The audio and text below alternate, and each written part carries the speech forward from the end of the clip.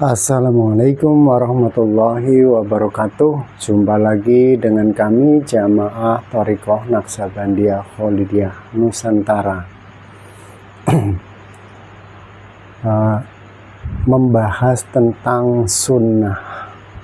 Sunnah itu kan artinya menapaktilasi proses qadimnya, bukan mengikuti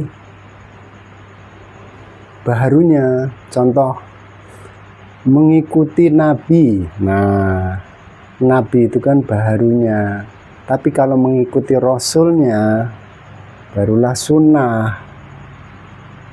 Karena nabi sudah khatam, tidak mungkin kita mengikuti yang sudah selesai masa jabatannya. Contoh seperti Pak Bupati atau Pak Presiden, kan kepresnya nggak berlaku setelah selesai masa jabatannya.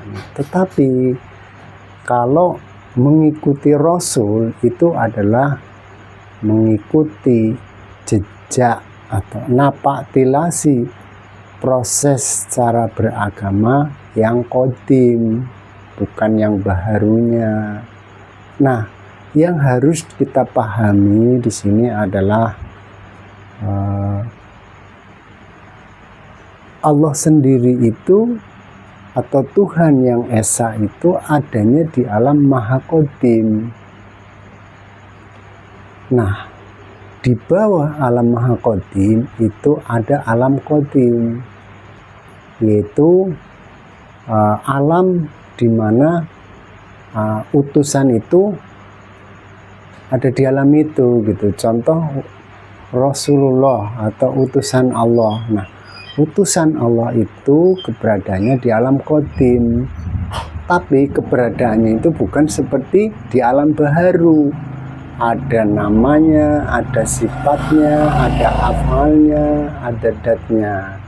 Makanya kita harus paham ke situ. Kalau tidak paham ke situ, jadi sunnah itu hanya mengikuti secara baharunya. Contoh, mengikuti jenggotnya, mengikuti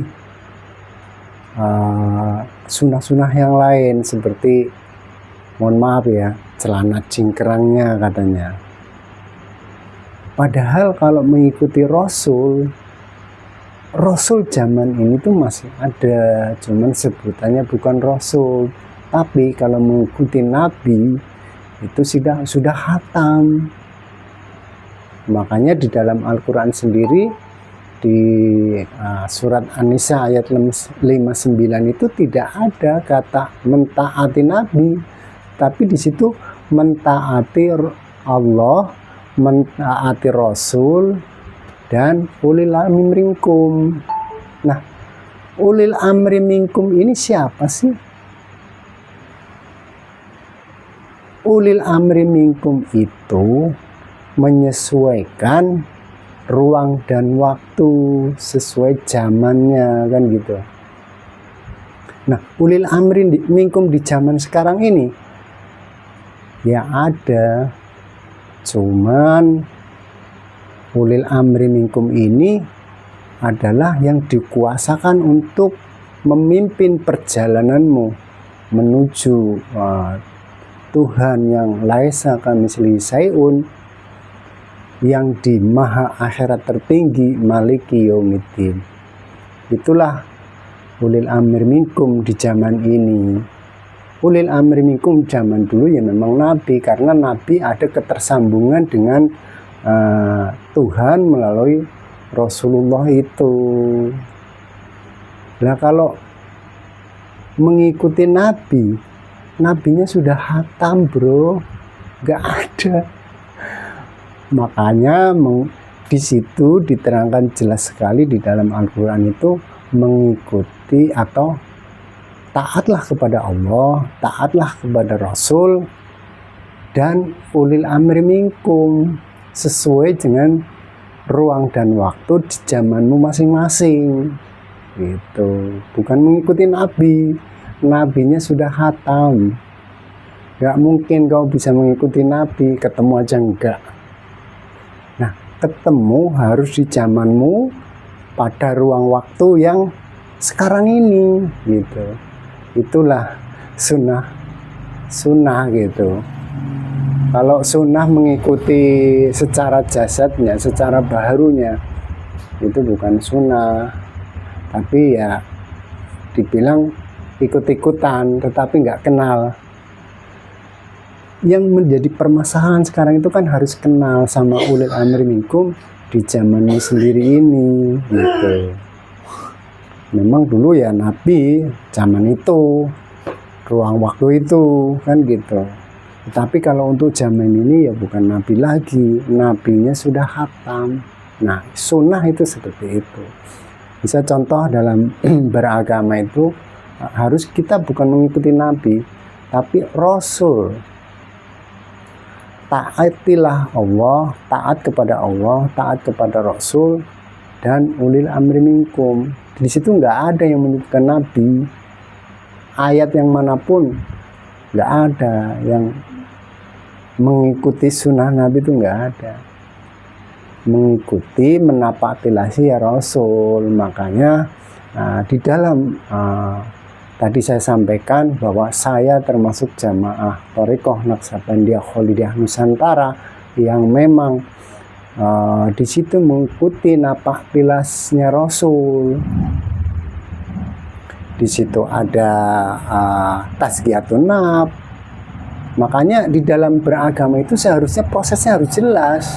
Yang pertama itu ya, dibersihkan dulu, sebagaimana Nabi dulu waktu mau Mi'raj.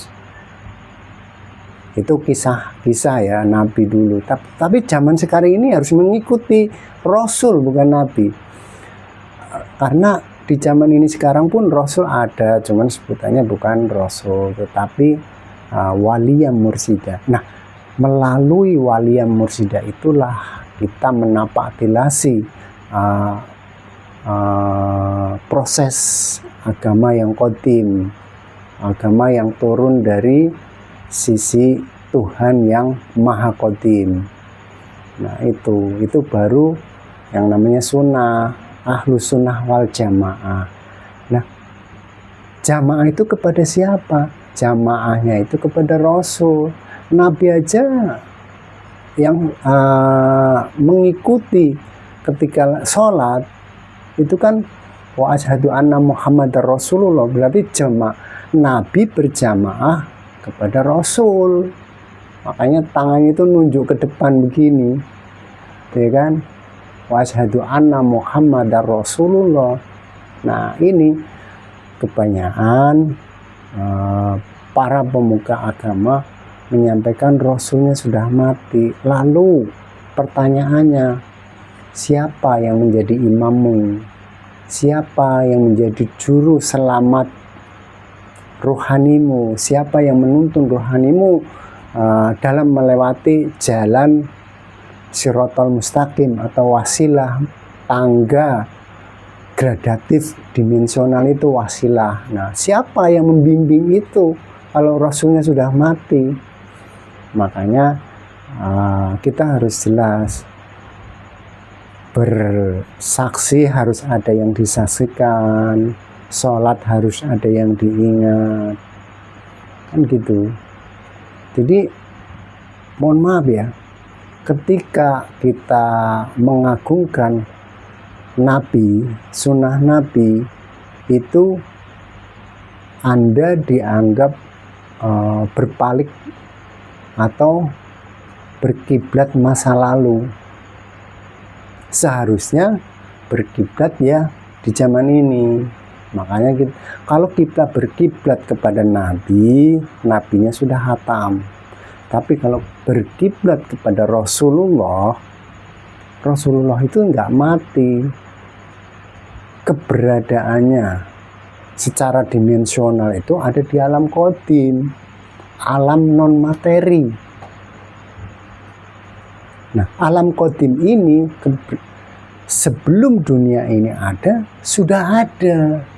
Nah, kenapa dianggap nanti, dianggap mati? Ini kan karena tidak ketemu dengan jalan wasilah atau siratal mustaqim tadi. Makanya mengatakan seperti itu.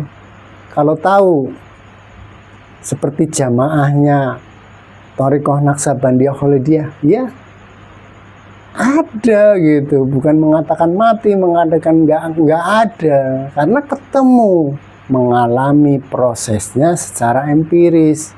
Contohnya Nabi baiat, tazkiyatun nafs, dibersihkan isi, dibelah dadanya, dibersihkan dulu, baru proses beragama. Lah ini tiba-tiba mengaku mengikuti sunnah Nabi, ketemu aja enggak, sejaman aja enggak, itu loh. Jelas kan? Mengikuti berarti ada di depan kita, sejaman dengan kita. Kalau kita mengikut ke belakang, itu namanya mundur. Nah, itu kalau di dalam surat Al-Baqarah 142, yang berkiblat masa lalu atau berkiblat kepada Nabi itu dibilang setengah akal, setengah waras. Ini Al-Quran sendiri, bukan saya, tetapi saya mengalami itu. Saya itu Al-Quran dijadikan sebagai petunjuk, bukan hanya dibaca secara mushafnya gitu. Kan Al-Quran sebagai petunjuk, tidak ada keraguan di dalamnya. Apakah tidak bisa dialami? Harusnya bisa, karena agama itu ilmiah wa amaliyah, bisa dipraktekkan, bisa dialami. Begitu agama. Tetapi untuk mengalami proses itu, kita harus ketemu ulil amr minkum di zaman ini, bukan ketemu Nabi. Nabinya nggak ada, Nabinya sudah khatam. Jelas ya, di dalam An-Nisa ayat 59, taat kepada Allah, taat kepada Rasul, wa ulil amri minkum. Orang yang dikuasakan untuk memimpin proses qadimmu di zamanmu sendiri, bukan zaman lalu. Paham ya? Oke. Demikian penjelasan tentang sunnah. Jadi biar nggak salah paham, karena kita memang sudah terbiasa didogma sama pemuka-pemuka, bukan pemuka agama ya. Kalau pemuka agama itu kan menyampaikan agama qadim, agama tauhid, menyatukan, bukan untuk saling berantem beradu. Itulah pemuka agama, karena agama adalah praktek empiris perjalanan rohanimu menuju yang maha rohani melalui utusannya, atau Rasulun min anfusikum, di zamanmu sendiri. Di zaman ini ada Rasul, tetapi sebutannya bukan Rasul, sebutannya adalah waliyam mursida. Itu kata guru saya seperti itu, dan saya mengalaminya. Terima kasih. Semoga menjadi pencerahan untuk saudara-saudaraku semuanya. Salam damai, salam persahabatan, salam persatuan. Ilahi anta maksudi, waridhoka matlubi. Wassalamualaikum warahmatullahi wabarakatuh.